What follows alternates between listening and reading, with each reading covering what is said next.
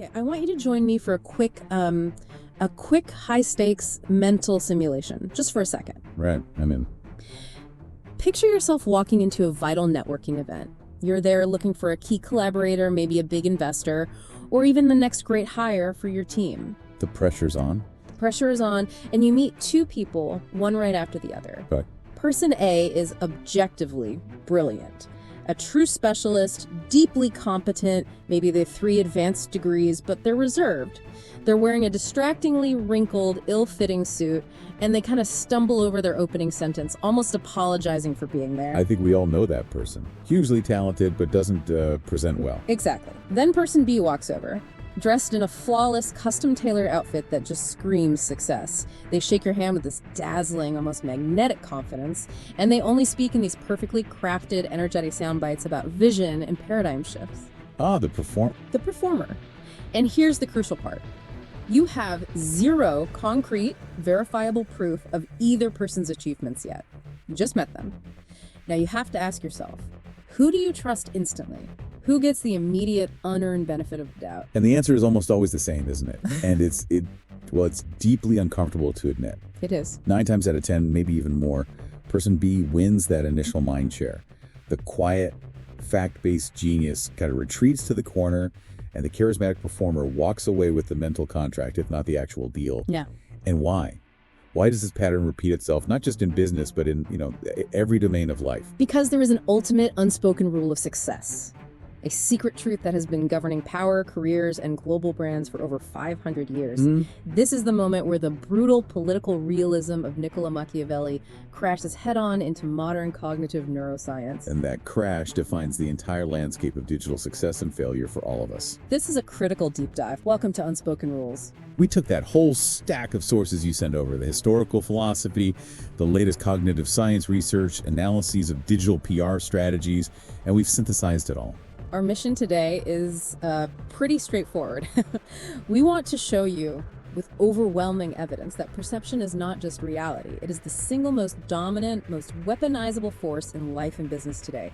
We're living in a world defined by the gaze, a world where visual cues are strategically designed to trump tactile, verifiable reality. And the foundation for all of this, that 500-year-old secret, it comes straight from the mind of Niccolo Machiavelli in his 16th century treatise, The Prince. And while the famous soundbite is, everywhere online, we really have to look at the full quote to understand the true strategic genius behind it. The popular version, the one you see on Twitter, is, "Men judge generally more by the eye than by the hand, for everyone can see and few can feel." Which is good, but it's a little reductive. The more complete version from The Prince gives us the necessary political context. It reveals the strategy, not just the observation. Machiavelli actually wrote, "Inasmuch as men judge generally more by the eye than by the hand, because it belongs to everybody to see you, to few to come in touch with you." That distinction, that's it. It belongs to everybody to see you, to few to come in touch with you. That single phrase defines every modern, scalable transaction, from the smallest purchase to the largest geopolitical negotiation. Let's really unpack his definitions of the eye versus the hand. Okay, so the eye. This is, it's superficial visual perception. It's remote observation. It's the vast majority of the public, the subjects of the principality, or today, the consumers in the marketplace who are judging based solely on uncritical consumption of a narrated image. In the 21st century, that is your entire personal brand aesthetic. It's the consistent, curated color scheme of your Instagram feed. It's that perfectly worded, 2-paragraph LinkedIn summary that suggests expertise without ever proving it. Right. It's the sheer density of positive media hype surrounding a startup before they've even shipped a single product. Yeah. You see it, you consume it, and you process it instantly through that cognitive shortcut. The eye. Okay, so now the hand. Now the hand. This is the deep investigation. It's direct, rigorous contact. It's the technical competence analysis. It's the painstaking process of due diligence, the objective, measurable performance appraisal, and the long, difficult work of investigative journalism. So reality behind the curtain. Exactly. It's what's actually going on. And the key functional truth that Machiavelli realized was this. Because the sovereign, the person in power, is physically and emotionally distant from the subject, the leader has to prioritize the eyes of the many. Why? Because the consent and support of the masses is the foundational bedrock of all lasting power. Precisely. The judgment of the few who can actually touch the leader's actions. The key advisors, the auditors, the investigative reporters. That judgment, in the grand scheme of things, matters less for maintaining control over the general population. The pragmatic superiority of appearance is just a result of distance and scale. And Machiavelli was an uncompromising realist, right? He was practicing pure consequentialism, the preservation of the state, maintaining the principality security. That was the ultimate goal, regardless of conventional morality. Oh, completely. He wasn't advocating for virtue in the traditional classical sense, like the moral absolutism you'd find in, say, Cicero's De Officiis. No. He took these traditionally praised qualities, mercy, faithfulness, humanity, sincerity, religiousness, and he radically redefined them. They weren't moral ends anymore. They were strategic tools of governance. Tools, that's such a key word. It is. He said a wise prince should use them when they are beneficial to the state's security and discard them ruthlessly when they become a problem. This is the core Machiavellian blueprint for the modern corporate leader, or the politician, or the influencer. It is unnecessary to actually possess all virtuous qualities, but he stressed, and this is a direct quote, that it is most necessary to appear to have them. In fact, possessing them all the time could actually be a liability. I mean, think about it. If a leader is always merciful, they might be seen as weak, right? Easily exploited by internal or external threats. Of course. They must project the appearance of mercy to maintain public approval, but retain the strategic ability to be decisive and even ruthless when it's necessary for stability. So he's not just talking about some mild hypocrisy here. He's presenting a full doctrine of strategic image curation. The appearance of virtue gives you legitimacy, stability, and public trust. Right, while the strategic flexibility to act outside of that virtue when necessary gives you operational effectiveness and security, you get the best of both worlds. And this brings us to his famous metaphors, the tools of the trade. The fox and the lion. Yes. Effective rulers have to combine the raw, visible strength of the lion. That's force, intimidation, the capacity to protect the state, with the strategic cunning of the fox. The fox represents intelligence, right? Recognizing traps, avoiding snares. But the true genius of the fox, as Machiavelli argued, is the ability to conceal its slyness and imitate virtues perfectly. That's the key. You use the lion when force is necessary, which might be obvious to the public, but you rely on the fox's slyness to navigate the intricate political and corporate landscape. And the trick is concealing the slyness by appearing completely upright, moral, and consistent in your virtues, even as you set traps and eliminate threats. So it's not just enough to be capable. You have to appear good while always being strategically prepared to be ruthless. And that brings us to the importance of preparedness, the difference between what he called virtu and fortuna. Right. Virtu is the strategic skill set of the leader. It's competence, timing, clarity of vision, and the ability to govern change. It means knowing how to adapt your actions to the changing times and context. It's the ultimate managerial skill. And we often translate fortuna as just luck or fortune, but that kind of is suggesting. It sanitizes Machiavelli's actual perspective. He viewed fortuna pretty negatively, almost as a destructive, arbitrary force. He did. He described fortuna like a wild, powerful, and destructive river. It wreaks random havoc, causing human misery and natural disasters. The key takeaway is that you can't control the river entirely, but a wise prince who possesses virtue does not stand idle during peaceful times. The wisdom of never standing idle. That's the preparedness mandate. Exactly. If you see the rivers calm, you should be busy building defenses, embankments, and dikes, increasing your resources, changing your business models, implementing new ideas so that they are ready to go when the inevitable adversity strikes. Our source material is really explicit on this point. Complacency is the silent killer of leaders, careers, and organizations. Success requires continuous change and readiness for the worst. You can't control the flood, but you can control whether your structure is strong enough to survive it. That strategic foresight, the ongoing adaptation and readiness, is virtue. It's the exact opposite of resting on your laurels. So the 16th century political manual basically provides a playbook for manipulating human judgment, recognizing that people are, well, fundamentally lazy thinkers who prioritize what they see, the eye over the rigor of the hand. And Machiavelli, he intuited a fundamental human flaw, and modern psychology has formally identified, studied, and named it: the halo effect. The halo. It is a perfect, evocative image for that unearned glow of positivity.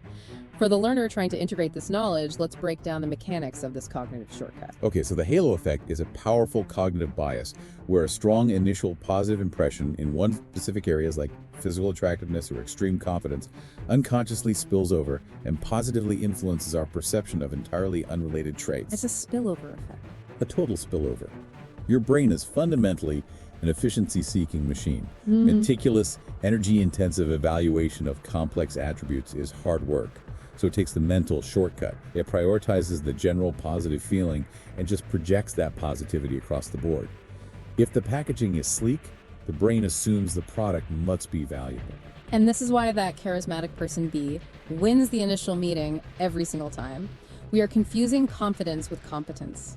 The halo transfers the dazzling presentation into an assumption of deep capability. And we have to talk about its insidious twin, the horns effect. This is the dark mirror. A single negative trait, say, a clunky, outdated website design, confusing user experience, or one viral poor customer service incident can cast a dark horn over the entire organization. And that one negative impression triggers broad negative judgments that might be completely unfair or unwarranted. For instance, a massive, publicly reported security breach instantly casts a horn over every other product a company offers. Right. And consumers start to believe the entire organization is fundamentally incompetent, even if their marketing or manufacturing departments are world-class. Isolated flaws trigger these catastrophic, broad judgments. And this bias isn't just some recent pop psychology idea. It was formally studied way back in 1920 by the pioneering psychologist Edward Thorndike. He's the one who effectively gave the phenomenon its name.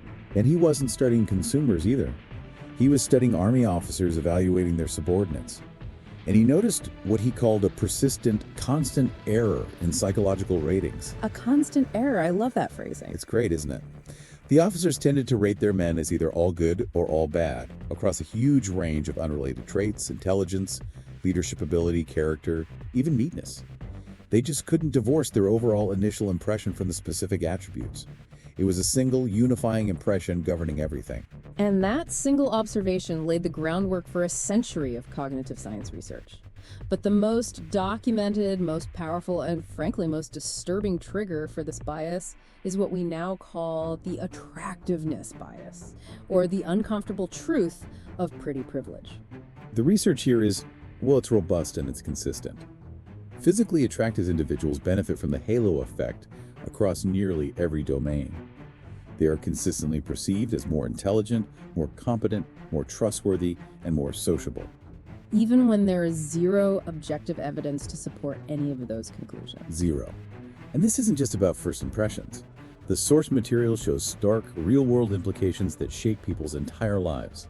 Attractive individuals are statistically more likely to be hired for jobs where appearance isn't even relevant. And disturbingly, studies have documented that they may even receive lighter prison sentences for the same crimes.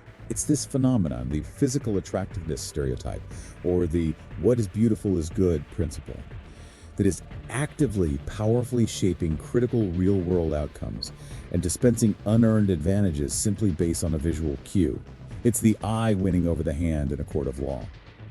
Now, let's zoom out to the high-stakes world of business and consumer choice. This is where the halo effect transforms into a mechanism of, well, tremendous financial and market power.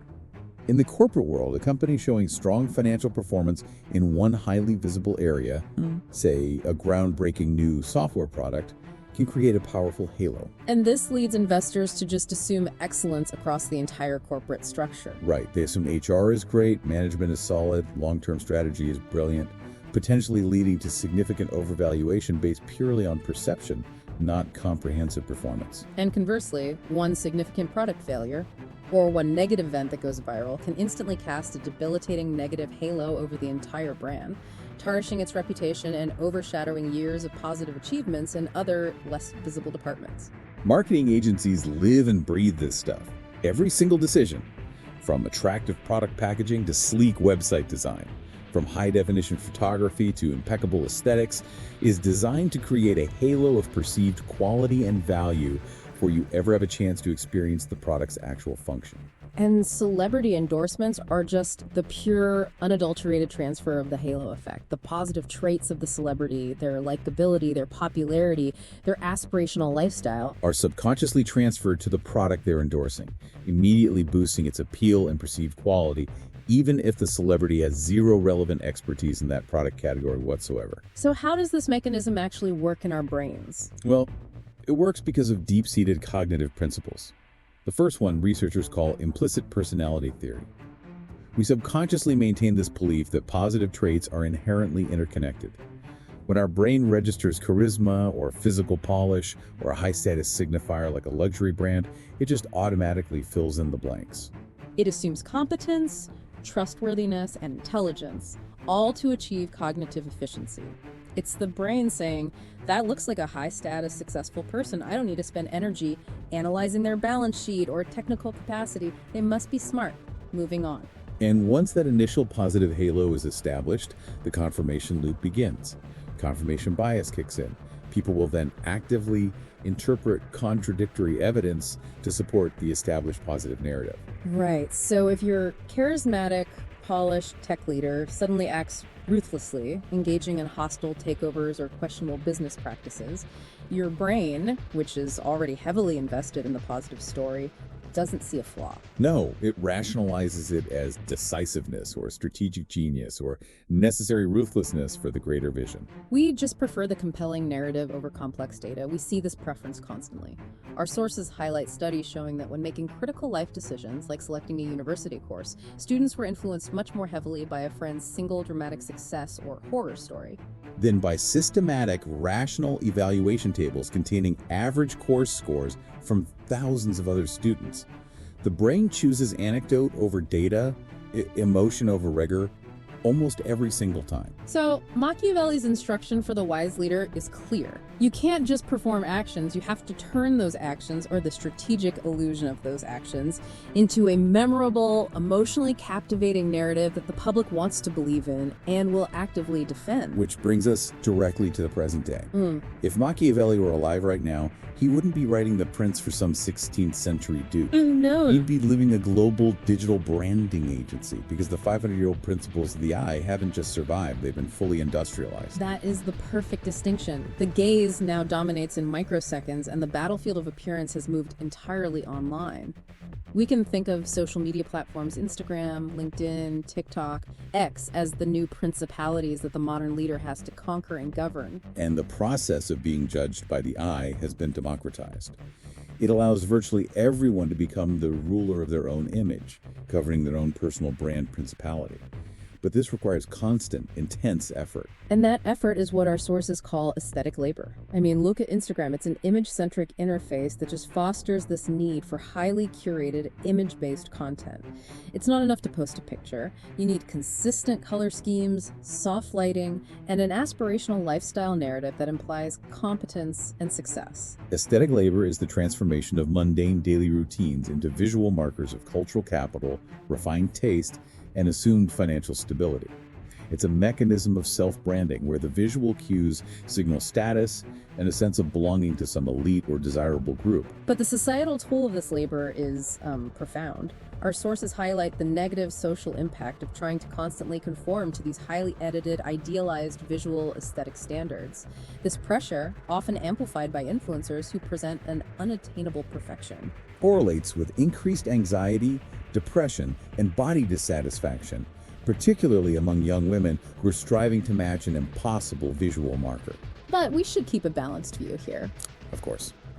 While these platforms create enormous pressure for standardization, they are also simultaneously providing crucial spaces for marginalized groups, like the LGBTQ+ community or specific ethnic groups, to express and celebrate their genuine identities and build vital communities that transcend geographical limitations.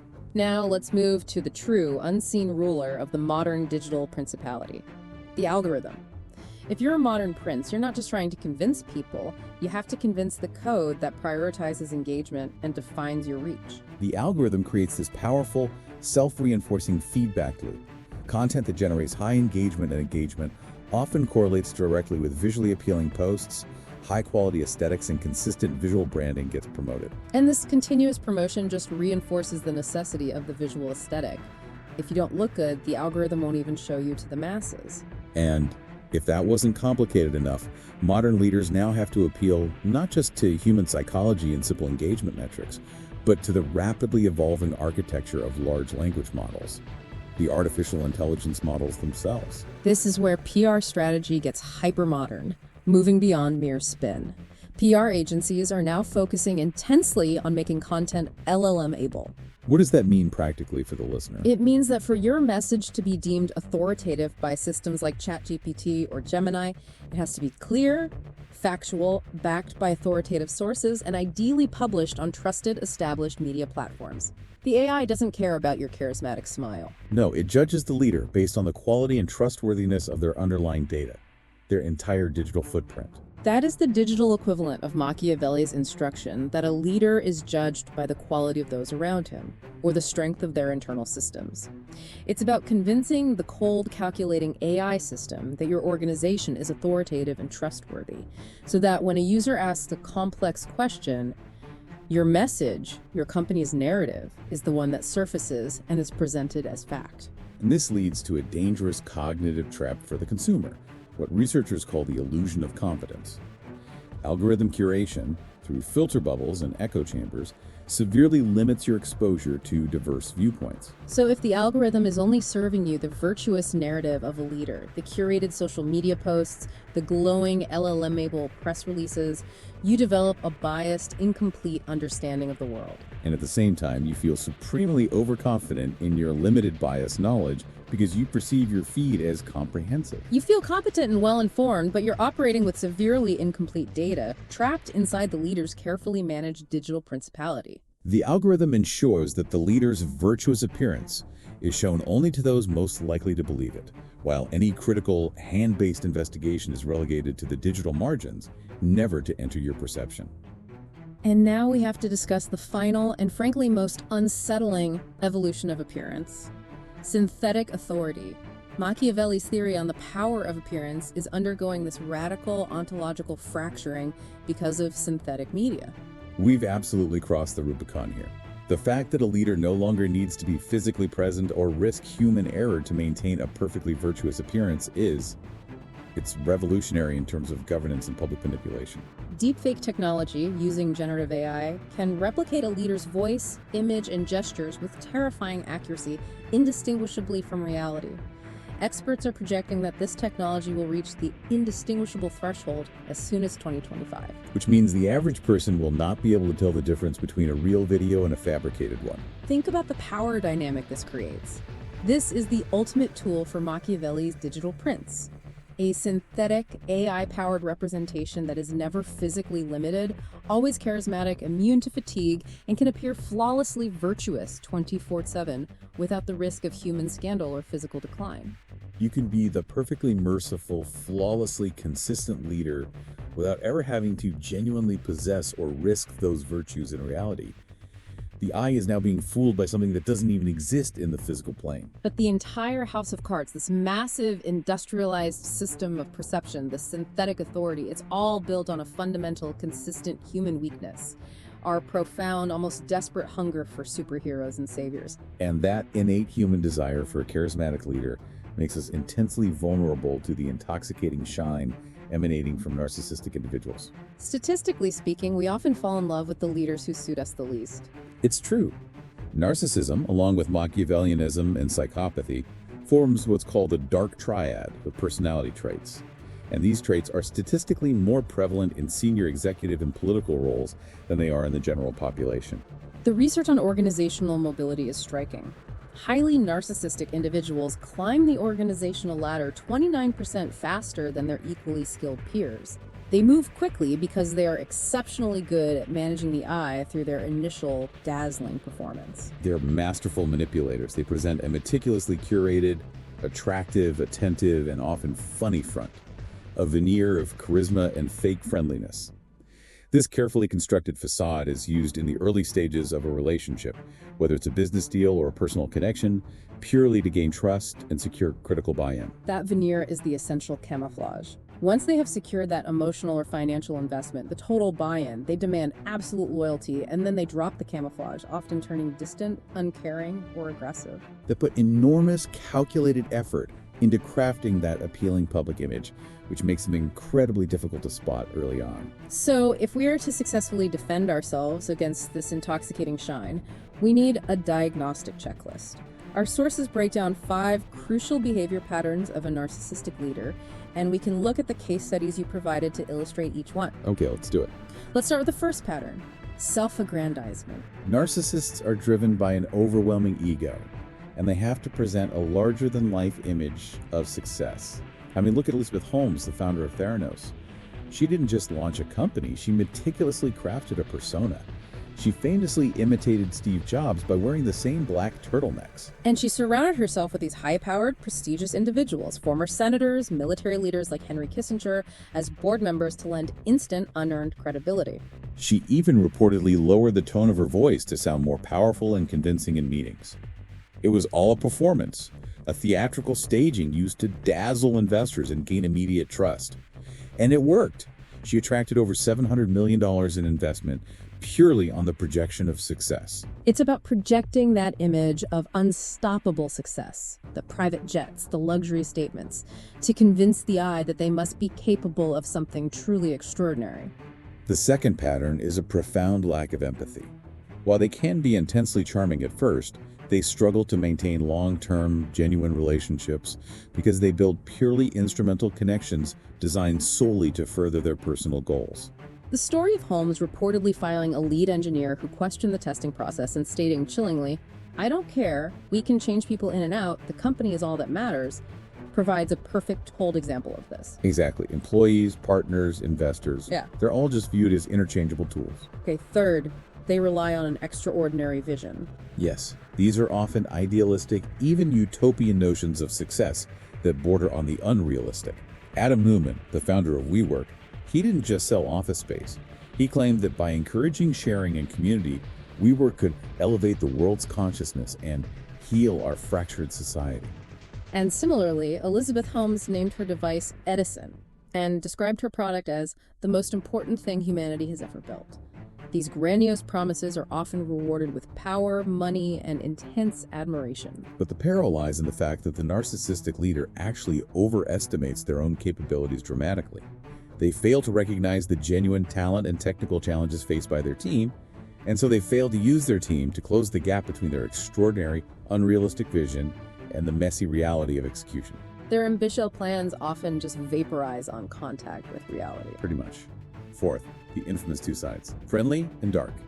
The initial charming side is the mask, the charismatic, attentive, funny persona used to secure the initial buy-in, whether it's money, contacts, or emotional investment. And the radical shift occurs the moment they gain total control. The moment they have that control, the mask drops. The leader becomes distant, uncaring, aggressive, or suddenly unavailable. That initial charisma, which was often perceived as genuine warmth, is revealed to be a premeditated, transactional tactic designed only to secure resources. And finally, the fifth pattern, a constant communication of lies. They're prone to making promises they cannot possibly keep, driven by an inherent sense of entitlement and lower ethical standards. Because the presentation of success is paramount to their ego, they are more likely to cheat, manipulate internal data, or outright mislead investors and regulatory bodies.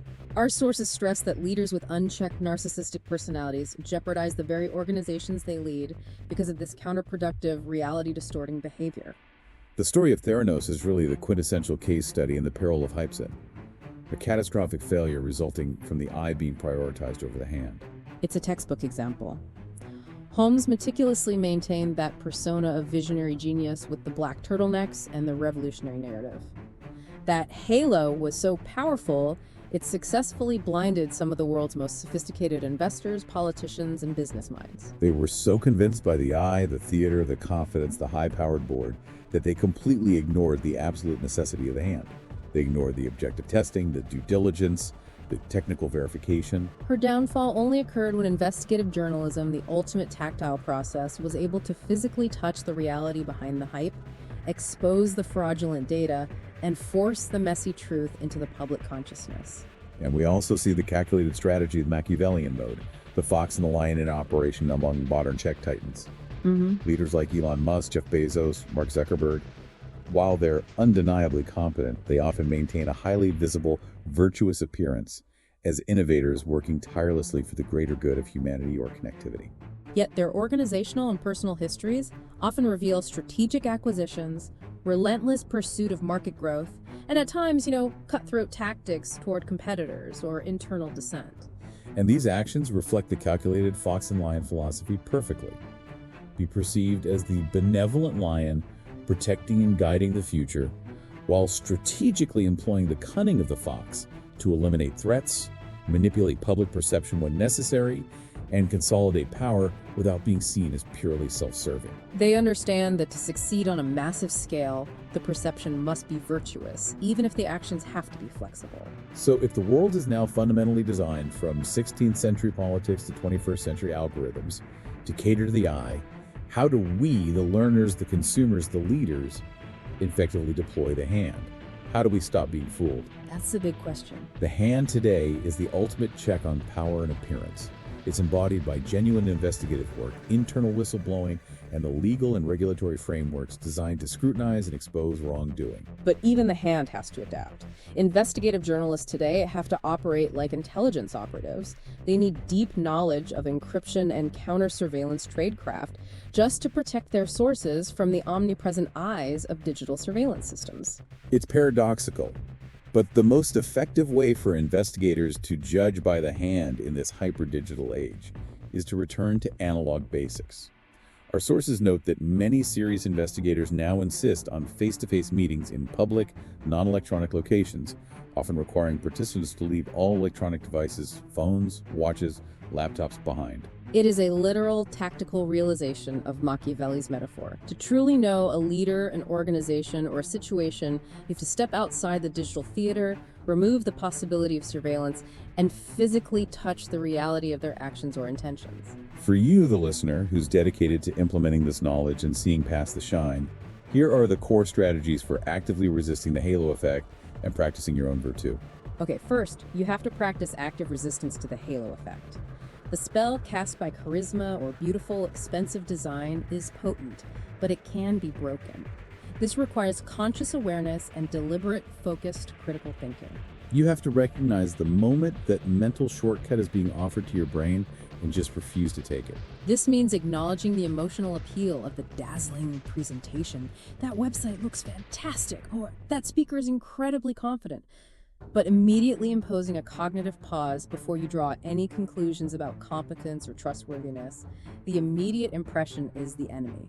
Second, focus on specifics. Never allow a general positive feeling to dominate your assessment of a complex situation or individual. Instead, you need to implement structured evaluation processes that force you to focus on specific, measurable, and verifiable attributes. So if you're evaluating a potential investment in a software company, for example, don't let the CEO's charisma blind you. Demand hand metrics. Exactly. Look not just at the CEO's grand vision, but at the specific, measurable retention rates of mid-level engineers. That's a hand metric. Look at the raw churn rate of their non-advertised products, not just the flagship item. Break down the overall positive impression into verifiable, measurable components. Third, slowing the reasoning process. Actively resist the immediate positive impression by forcing a rigorous, sequential, and time-consuming review of objective evidence.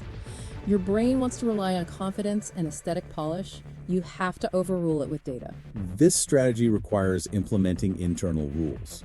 For instance, never agreeing to a major contract or financial decision within 24 hours of being exposed to a highly polished presentation. You have to seek objective evidence of competence across multiple unrelated domains. If their marketing is great, how is their back-end customer service? If they are financially robust, what is the turnover rate in their research department? Complexity and time are the allies of the hand. Fourth, evaluating true virtue. When you're assessing a leader or company, stop listening to future promises. Instead, look backwards and sideways. Look at verifiable individual accomplishments and, crucially, look at the team's stability, performance, and long-term growth trajectory. A true leader who possesses virtue understands the value of stability and preparation. They prioritize wisdom over mere visibility and humility over excessive self-aggrandizing arrogance. Look for evidence that they have built dikes against the river of Fortuna during times of peace. Not just that they are capable of navigating the crisis after it hits. It's all about recognizing the fundamental difference between the skill of self-branding, the aesthetic labor that goes into the perfect digital feed, and the actual technical and often messy skill of genuine leadership or expertise. And we must constantly challenge algorithmic bias in our own lives, recognizing that personalization algorithms create that damaging illusion of competence by only showing us the narratives we are likely to agree with. We have to intentionally seek out sources and platforms that present contradictory evidence, actively breaking that feedback loop. Which brings us back to the uncomfortable truth that binds all this source material together. The virtuous appearance will always be more seductive, more easily consumed, and more aesthetically pleasing than the complex, often frustratingly messy reality of the hand. And the cost of judging solely by the eye is consistently high. It leads to a loss of trust, the rewarding of narcissism over genuine talent, and ultimately, the collapse of systems built on hype rather than foundational substance, as history consistently demonstrates. But let's end this deep dive with a final provocative thought that underscores just how profoundly the world runs on narrative, whether it's truthful or fictional. We've discussed politicians and CEOs, but let's talk for a second about the cultural power of fiction. Our sources discuss the immense, measurable power of stories, specifically looking at fictional narratives like the Brazilian telenovelas, the famous soap operas that run every night in prime time. For decades, these hugely popular shows often featured female characters with either very small families or no children at all, portraying a modern, aspirational lifestyle. And researchers found a fascinating, undeniable correlation. As television access expanded rapidly across Brazil between 1970 and 1991, the country's national fertility rate dropped by nearly half. An in-depth analysis suggested that exposure to these soap operas resulted in a statistically significant drop in the fertility rate of approximately 7%. 7%, that's huge. It's massive. And to illustrate the causal power of this fictional narrative, in areas with signal access, about a third of the children born were given names of soap opera characters. In areas with no access, less than a tenth were. The estimated effect of this fictional narrative was sizable. It was almost two-thirds as impactful as the increase in years of schooling during the same period. So stories matter. They are, in fact, the greatest technology we've ever invented. They are a vital tool for social learning, persuasion, and political and cultural coordination. They absorb emotions, they allow audiences to identify with protagonists, and they provide powerful causal models for making sense of the world. They're fundamentally persuasive because they reduce the feeling that you are being overtly manipulated, allowing you to learn and accept a perspective you might otherwise dismiss. So if a fictional television program can measurably change a country's birth rate, think about the power of the carefully managed narratives that define our perception of reality, commerce, and leadership today. You have to concede that stories are the technology that shapes the human race. If stories are this powerful, how carefully are you curating the narrative of your own life, ensuring your hand metrics are secretly stellar? And how consciously are you choosing which stories or which narratives you allow to influence your reality? You cannot control Fortuna, but you have total control over your virtue. And that strategic skill, applied to managing your appearance while rigorously maintaining your verifiable competence, is the true path to sustainable, lasting success. We've established the ultimate unspoken rule. The world judges you by what it sees, the eye, not by what it verifies. The hand. So, the final unspoken rule of total life mastery is this. You cannot leave this deep dive without leaving a mark. I like that. If this discussion helped you spot the difference between genuine competence and mere charisma, if it armed you against the pervasive halo effect, you have to prove it. The algorithm needs to see your judgment, just like Machiavelli demanded the people see the prince. So what's the move? Hit the like button right now so your peers know this information is real, not just hype. Subscribe to Total Life Mastery so you never miss another rule they don't want you to know. And if you have a favorite modern-day fox or lion whose strategic story needs to be told, comment below and ring that bell. Because unlike the ancient princes, in the digital age, your action can absolutely influence the gaze of the many. Go apply your virtue.